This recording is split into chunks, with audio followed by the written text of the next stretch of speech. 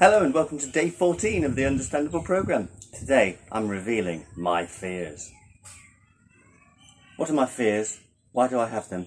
What is a possible solution? That is an exercise which is actually taken from step 4 of a well-known wink, wink, wink 12-step recovery programme where we write down what we're scared about. Yesterday's video was a guided meditation about acknowledging and releasing our fears, and as a result I thought, you know what, today I'm going to bare myself a little bit in a way that I think will be as helpful, if not more, than if I try to present some scientific information about the impact of fear on our physiological experience of life. So running through them, there's 9 here that I've written down, key ones. One fear that I've almost always had, and it applies in fact to this moment, not knowing what to talk about. That's a big one. Why I have that is I was painfully shy as a child.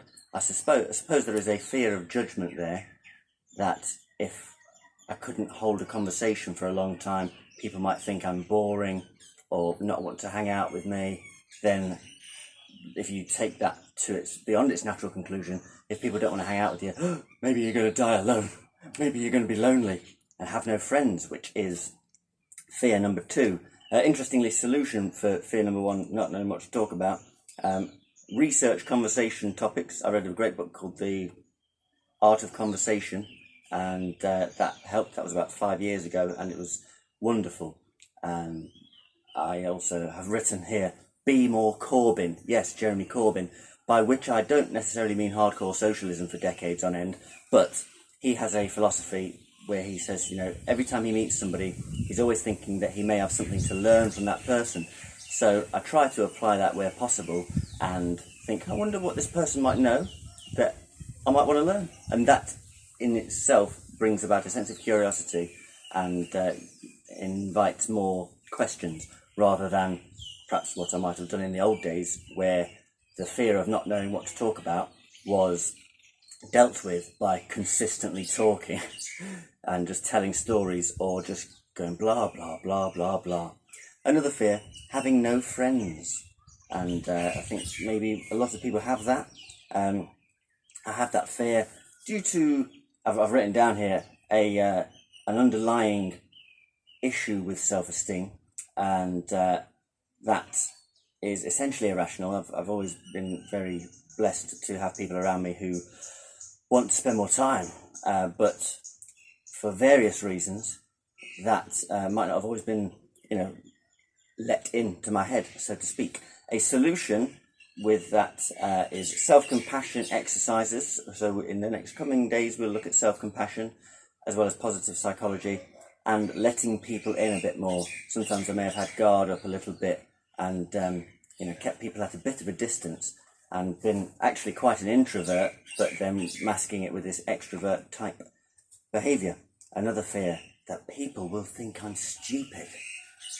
Well, that is an interesting one, and I'm certainly releasing that fear through studying a master's degree and researching more. The more scientific papers I read, the less that fear is in place. I have that fear, I think, because for about 10 years I adopted this kind of clown persona, where I had a big blonde afro and would wear polyester blouses and make jokes and dance around, etc. Perhaps to cover up the idea, oh God, maybe I'm just a normal guy. Believe that? Oh, can you believe that? Maybe I'm just a normal, quiet person. A solution for that is accept progress over perfection. That's a great phrase. Progress over perfection, certainly academically. 1 research paper a day is progress. It doesn't have to be a textbook every day. I mentioned this next fear in that last spiel, that people will think I'm normal. I've been petrified that people will go, yeah, Tom's just normal, isn't it?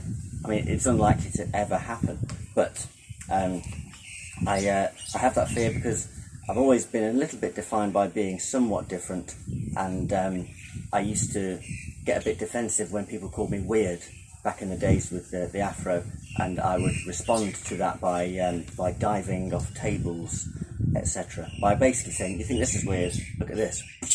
A solution to that is to embrace myself.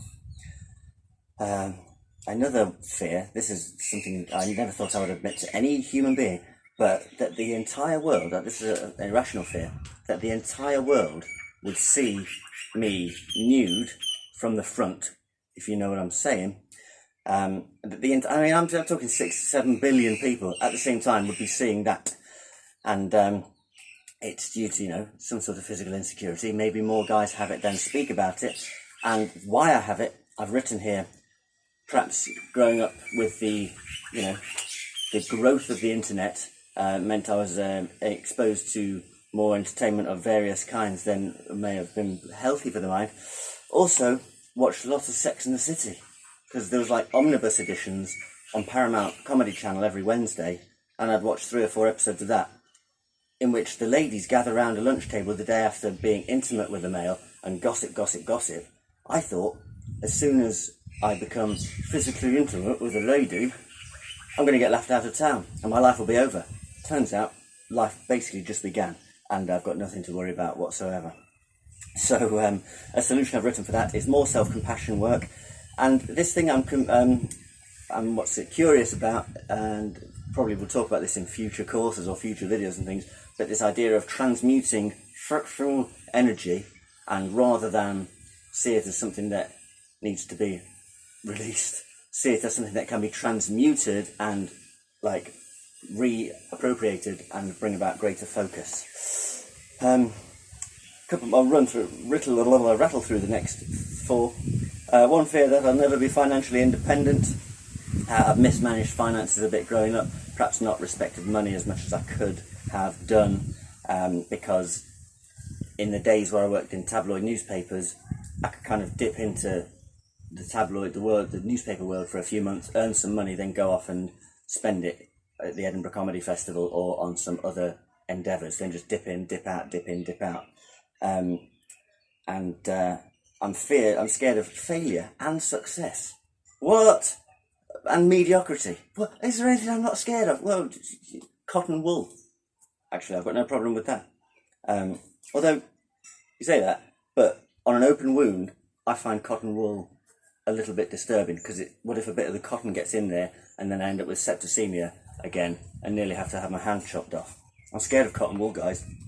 So, failure and success, scared about that because I'll still be there regardless of what happens. Like, what if I get to that point of failure or success and I'm like, oh God, I'm still like grappling with certain thoughts I don't want to be thinking?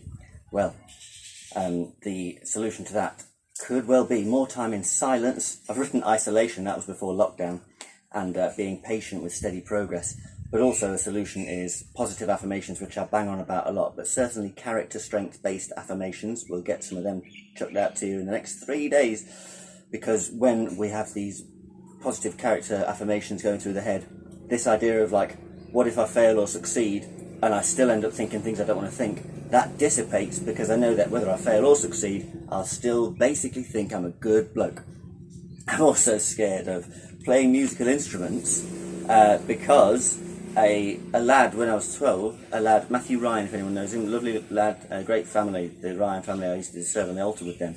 He had hearing aids, but was better than me at the trumpet, and so I quit, because I was not going to be the best in the world. And also scared of being stranded in the ocean. Who isn't? Reason being Jaws/Castaway, and a solution could be gentle swimming exercises. So I hope that helped in some capacity, because today we're sort of looking at our fears, why we have them and what the solution is, and there's some of mine. Opened up a bit of vulnerability, but from vulnerable positions comes great strength and greater connection that in turn helps progress to occur. Peace and love to you, and thanks again for engaging in this.